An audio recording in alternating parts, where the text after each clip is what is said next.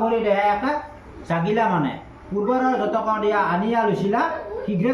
Good morning friends. আজিৰ কাহিনীটো হ'ল মানে এনেকুৱা, ৰাতিপুৱাই লাল চাহ কাপ পেটত পেলাইয়ে দাদা আৰু মই ওলাই গ'লোঁ আমাৰ ওচৰতে থকা মাথাউৰিটোলৈ। যিহেতু আজি আমাৰ ঘৰত এপাক সত্যনাৰায়ণ পূজাৰ আয়োজন কৰা হৈছে, সেয়েহে পূজাৰ বাবে যাৱতীয় আম পাত, বেলপাত, ডুমুৰ গছৰ পাত, আহঁত পাত এই সকলোখিনি ভাবিলোঁ ৰাতিপুৱাতে যোগাৰ কৰি থৈ দিওঁ।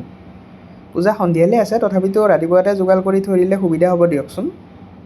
তাৰপাছত মই ফুল, তুলসী, দুবৰি বন এই সকলোখিনিও যোগাৰ কৰি থৈ দিলোঁ। আবেলি 4মান বাজিত বাপুদেউ আহি যোগাৰ কৰাত লাগি গ'ল। যিহেতু অলপ টাইম লাগিব দিয়কচোন যোগাৰ কৰোঁতে, সেয়েহে তেওঁ অলপ সোনকালে আহি গ'ল। ইফালে দেউতা আৰু পেহীয়ে পূজাৰ প্ৰসাদ তৈয়াৰ কৰাত ব্যস্ত হৈ আছে।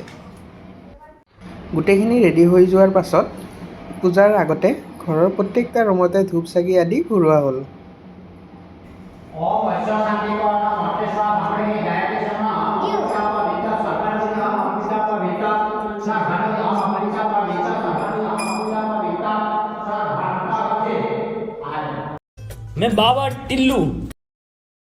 তাৰ পাছত বাপুদেৱে পাঞ্চালী কৰা আৰম্ভ কৰি দিলে। দুইজনে নৌকা ভৰি দেহাকে জাগিলা মানে পূৰ্বৰ যতক দিয়া আনিয়া লৈছিলা শীঘ্ৰে গতি গৈ নৌকত ভাতিয়া ৰাজাৰা আনা কাৰণে টুকিলা নৌকত দেৱানী মাহিলা এক সত্যৰ সাক্ষাৎ।